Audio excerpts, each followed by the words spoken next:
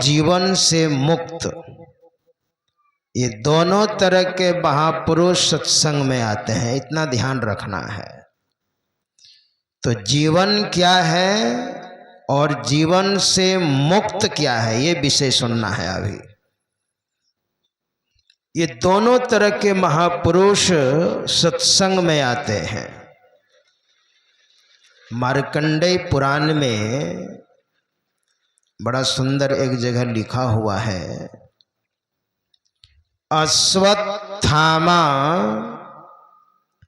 बलिर्व्यासो हनुमांश्च विभीषणः कृपः परशुरामश्च सप्तहिते चिरजीविनः। इस 7 महापुरुष आप देखेंगे। अश्वत्थामा, अश्वत्थामा कौन थे? जो सत्संग में उनको शांति मिलती है और सत्संग में आते हैं। अश्वत्थामा गुरु द्रोणाचार्य के पुत्र थे, अश्वत्थामा। बलिर्व्यासो, बलि, बलि कौन थे? भक्त प्रहलाद के पुत्र विरोचन, और विरोचन के पुत्र थे बलि। 1 नंबर के सत्संगी थे बलि, राजा बलि।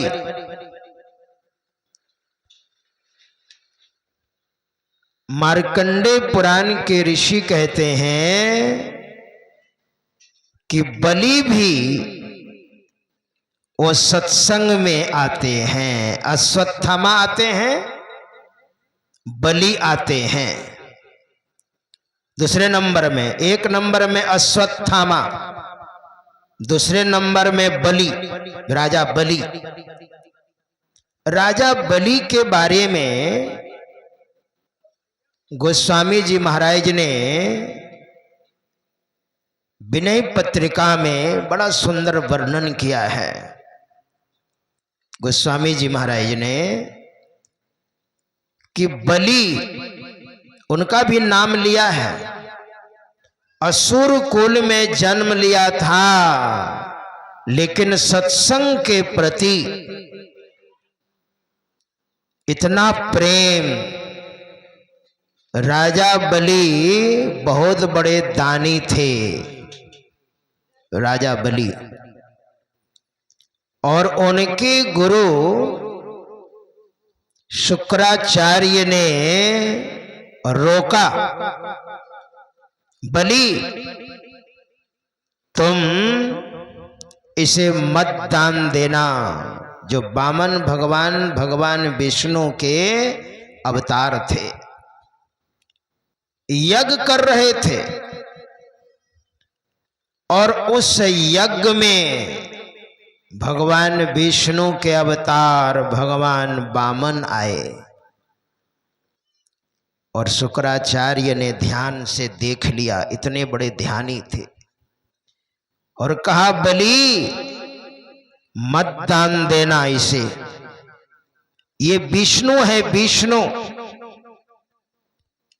ये 52-53 नहीं है ना, ये भगवान विष्णु के अवतार हैं, और मैं देख रहा हूं तुमसे 3 पग भूमि की याचना करेंगे मात्र, और 2 ही पग में सब ले लेंगे, और 3रा पग रखने के लिए तुम्हारे पास जगह भी नहीं होगी। तो बलि ने सोचा, यज्ञ का परिणाम, यज्ञ का नतीजा, यज्ञ का फल भगवान विष्णु का तो पदार्पण ही है।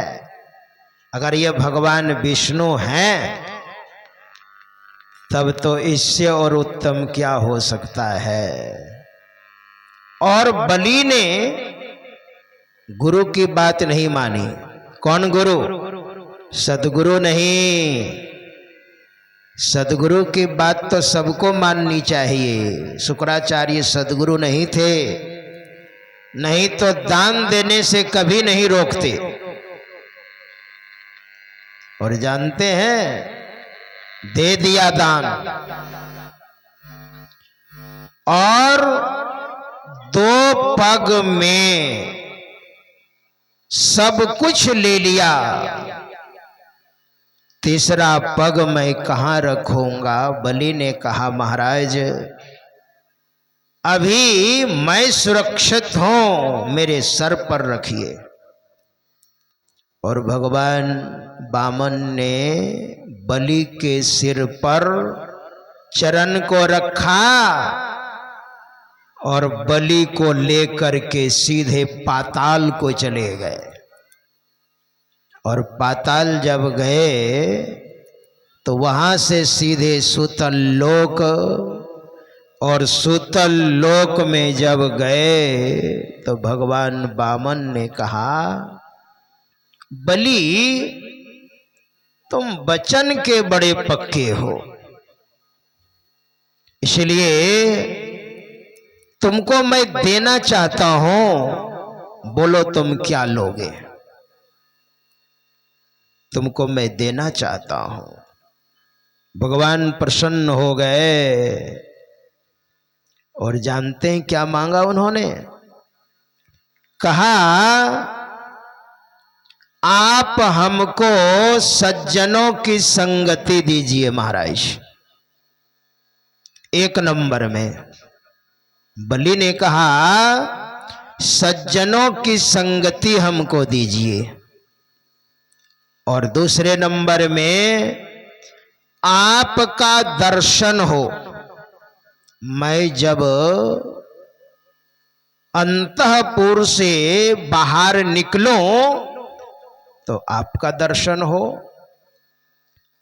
और राज्य कार्य करने के बाद पुनः अंतःपुर में प्रवेश करूं, उस समय आपका दर्शन हो। तो भगवान ने कहा, तब तो मुझे दरवाजे पर ही रहना पड़ेगा ना। तुम कब निकलोगे, कब घुसोगे? तो भगवान वामन ने उनको वरदान दिया और पहरेदार बन करके वहां पर खड़े रहे भगवान वामन। बोलिए। और सज्जनों की संगति हमको चाहिए। विनय पत्रिका में गोस्वामी जी महाराज ने बड़ा सुंदर वर्णन किया है। गोस्वामी जी महाराज से परमात्मा जब प्रसन्न हो गए और गोस्वामी जी महाराज ने कहा, परमात्मा ने गोस्वामी जी महाराज से कहा कि मैं खुश हूं, वरदान मांगो। तो गोस्वामी जी महाराज ने कहा, एक वरदान हमको दीजिए महाराज। जत्र कुत्रापि मम जन्म निज कर्म वश भ्रमत जग जो निसंकट अनेकम। जहां कहीं जिस किसी योनि में मैं जन्म लूं अपने कर्म के अनुसार, तत्र त्वद भक्ति सज्जन समागम सदा भौत में राम विश्राम में कम। प्रभु यही एक विश्राम मुझे चाहिए। जहां कहीं जिस किसी योनि में मैं जन्म लूं वहां पर मुझे भक्ति मिले और सज्जनों की संगति मिले। बताइए, हमको ये चाहिए। वही तो बलि ने मांग लिया। अश्वत्थामा बलिर व्यासो। और भगवान वेदव्यास, भगवान वेदव्यास ने तो 18 पुराण, एक वेद को 4 भागों में विभाजन किया। मतलब उपनिषद को उन्होंने प्रदान किया, ब्रह्म सूत्र जैसे ग्रंथ को दिया। मतलब सत्संग में ही उनका समय व्यतीत हुआ। इसलिए भगवान वेदव्यास तीसरे नंबर में हैं। अश्वत्थामा, बलीर, व्यासो, हनुमान शाह, हनुमान जी महाराज को भी लिया है। हनुमान जी महाराज जहां सत्संग होता है, हनुमान जी महाराज वहां पहुंच जाते हैं जहां सत्संग होता है। अब पढ़िए, गोस्वामी जी महाराज ने भगवान का जो दर्शन किया है, किनकी कृपा से? हनुमान जी महाराज की कृपा से। गोस्वामी जी महाराज जब काशी में रहते थे तो प्रत्येक दिन वो लोटा लेकर के शौच जाते थे और कुछ पानी बच जाता था तो एक पेड़ की जड़ में डाल दिया करते थे। और यह कार्य लंबे समय तक चलता रहा। लिखा है 12 वर्षों तक चलता रहा। उसमें एक ब्रह्म पिचास रहता था और जल जो डालते थे ना तो वही जल वो पीता था, ब्रह्म पिचास। कहते हैं उनको प्यास बहुत लगती है, ब्रह्म पिचास को, भूत को बहुत प्यास लगती है। पेट बड़ा, मुंह सुई समाना, भूख प्यास में फिरे दीवाना। पेट बड़ा होता है हाथी की तरह और मुंह होता है सुई के बराबर, और भूख प्यास में फिरे दीवाना।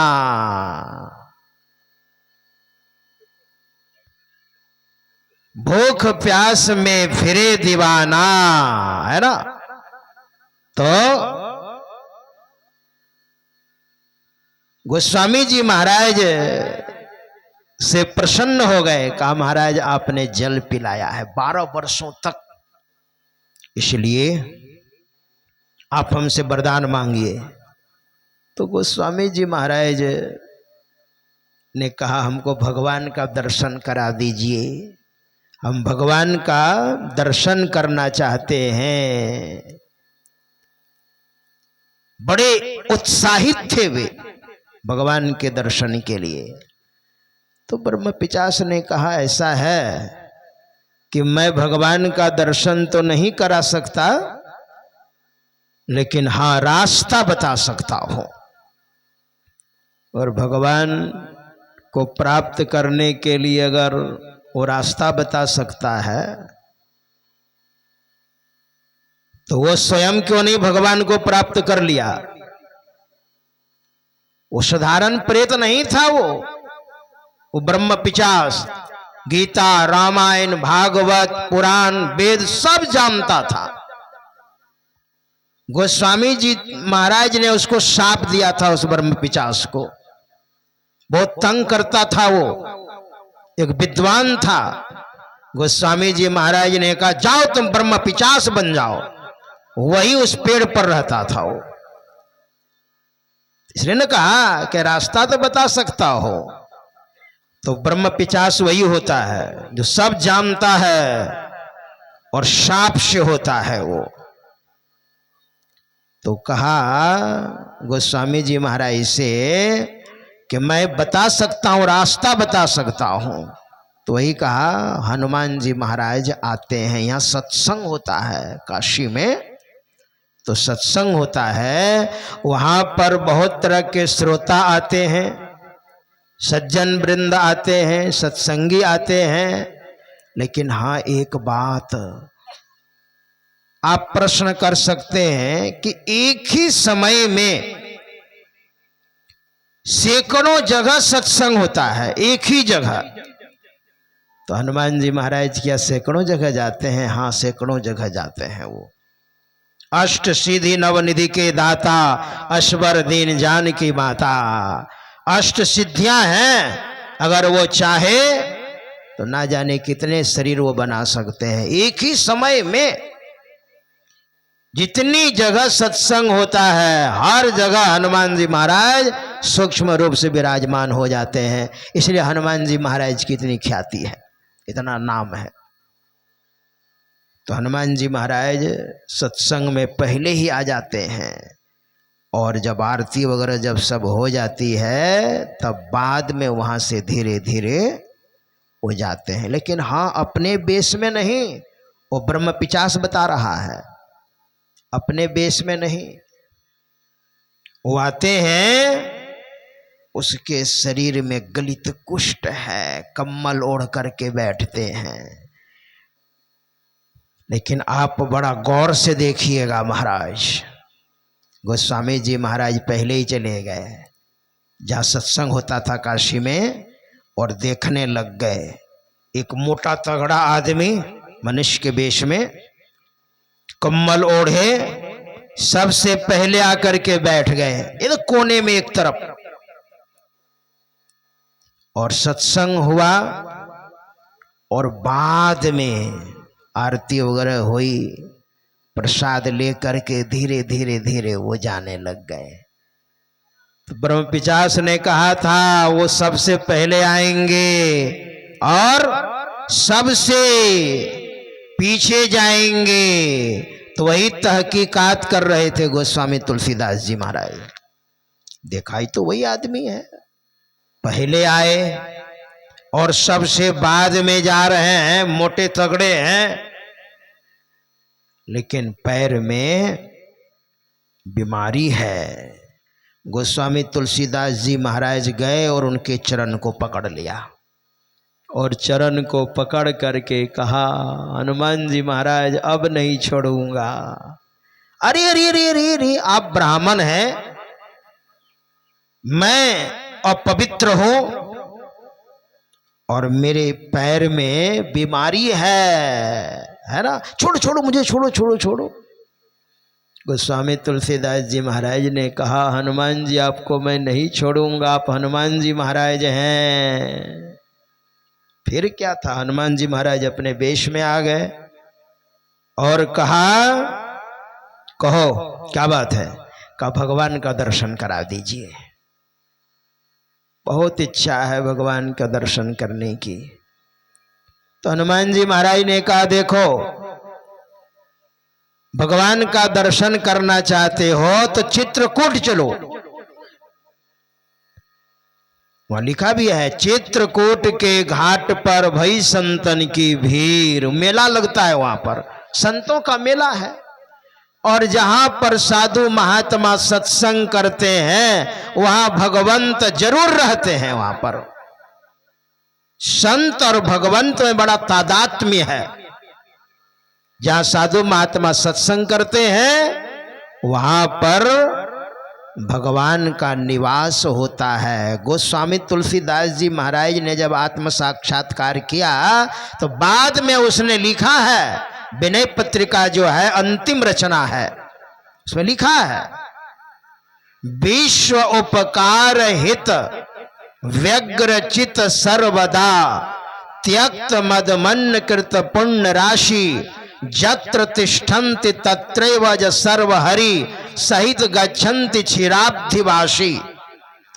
विश्व उपकार हित व्यग्र चित सर्वदा, पूरे विश्व के उपकार के लिए जिनका चित्त, जिनका मन हर समय व्यग्र रहता है, त्यक्त मद मन्य कृत पुण्य राशि, गर्व को और क्रोध को त्याग कर बहुत पुण्य इकट्ठा करते हैं। जत्र तिष्ठन्ति, ऐसे महापुरुष जहाँ रहते हैं तत्रैव अज सर्व हरि सहित गच्छन्ति क्षीराब्धिवासी। ब्रह्मा विष्णु महेश का निवास होता है। यानी ऐसे महापुरुष ऐसे साधु संत जहाँ रहते हैं। देखिए तो हनुमान जी महाराज कहते हैं चित्रकूट में साधु महात्माओं का मेला लगता है, यानी सत्संग होता है, ध्यान होता है, कीर्तन होता है, कथा होती है, सदग्रंथ का पाठ होता है। वहां पर चलिए, गोस्वामी जी महाराज से कहा, वहीं मिलूंगा मैं। तो गोस्वामी जी महाराज चले गए और बैठ गए, और बगल से भगवान श्री राम एक घोड़े पर बैठे, पीछे से महाराज लक्ष्मण घोड़े पर बैठे और बगल से गुजर गए। देखा गोस्वामी जी महाराज ने इन आंखों से, इन चर्म चक्षुओं से देखा, लेकिन पहचान नहीं पाए। कोई राजकुमार होंगे, कोई सेठ साहूकार के बेटे होंगे। तो हनुमान जी महाराज ने कहा दर्शन हुआ? अभी अभी बगल से जो गुजरे दर्शन हुआ? कहा ना, कहा घोड़े पर जो बैठे थे वो प्रभु श्री राम थे, और पीछे महाराज लक्ष्मण घोड़े पर बैठे थे, और बगल से जो गुजरे गोस्वामी श्री तुलसीदास जी महाराज ने कहा प्रभु श्री राम और महाराज लक्ष्मण थे। कहा तब मैं तो पहचान नहीं सका महाराज, मैंने तो सोचा कोई राजकुमार हैं। हनुमान जी महाराज ने कहा मैंने वचन दिया था दर्शन करवा दूंगा, लेकिन दर्शन होने पर भी आप पहचान नहीं पाए। अच्छा ठीक है, उधर से जब लौटेंगे ना तो आपसे चंदन की याचना करेंगे, ठीक है? इस बार पहचानिएगा महाराज, मैंने आपको वचन दिया है। और प्रभु श्री राम महाराज लक्ष्मण जब उधर से वापस हुए, घोड़े से उतरे, गोस्वामी जी महाराज चंदन घस करके रखे थे। कहा महाराज थोड़ा सा चंदन लगा दीजिए ना। तो हनुमान जी महाराज ने सोचा मैंने वचन दिया है मृषा न होई देव ऋषि भाषा, इस बार भी ये गलती करेंगे। इसलिए हनुमान जी महाराज ने तोते का वेश बनाया और जिस पेड़ के नीचे बैठे थे उसी पेड़ के ऊपर बैठ गए हनुमान जी महाराज तोते के वेश में, और एक दोहा कह दिया, चित्रकूट के घाट पर भई संतन की भीड़, तुलसीदास चंदन घिसत तिलक देत रघुबीर। चंदन घिस करके रखे थे और तिलक लगाने लग गए। कहा बस बस गलती मत कीजिएगा महाराज, तिलक देत रघुबीर। देखिए इस तरह से दर्शन हुआ, लेकिन इन चर्म चक्षुओं से भगवान का दर्शन हकीकत में वास्तविक दर्शन नहीं है। नहीं तो भगवान श्री राम को देखने वाले बहुत थे और दर्शन भी कर रहे हैं और निंदा भी कर रहे हैं। क्या भगवान श्री राम का दर्शन भी कर रहे हैं, दर्शन करने से सारा पाप खत्म हो जाता ना, फिर निंदा वाला अवगुण कहां से रहता। दर्शन भी कर रहे हैं और भगवान श्री राम का शिकायत भी कर रहे हैं, आलोचना भी कर रहे हैं। तो इन चर्म चक्षुओं से जो दर्शन होता है वो वास्तविक में दर्शन नहीं है। इसलिए सत्संग में आप बैठिए, पहले एक संत हुए